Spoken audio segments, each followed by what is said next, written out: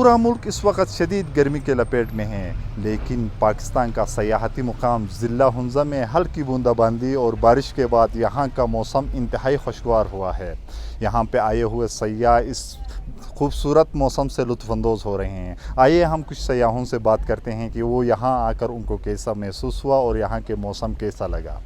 میں بلانگ کراچی سے کرتا ہوں۔ ہنزا کا ویدر کا تو کیا کہیں، آپ کے سامنے ہی ہے ماشاءاللہ، بہت ہی خوبصورت ویدر ہے اور بہت ہی زبردست یہاں کا مطلب ایٹماسفیئر بہت اچھا ہے۔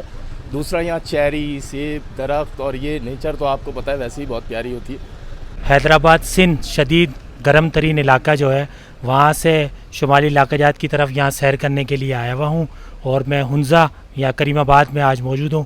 یہاں کی آب و ہوا اور یہاں کا موسم انتہائی دلکش ہے۔ ابھی کافی ٹھنڈ ہے، آپ دیکھ رہے ہیں، ابھی ہم نے جیکٹ پہنی ہوئی ہے۔ پاکستان کے حساب سے یہاں پہ ٹیمپریچر بہت ڈفرینٹ ہے، رات کو بھی ٹھنڈ لگتی ہے، کمبل لے آتے ہیں ہم نے، ساکس بھی پہنی ہوتی ہیں۔ بہت اچھا موسم ہے یہاں پہ۔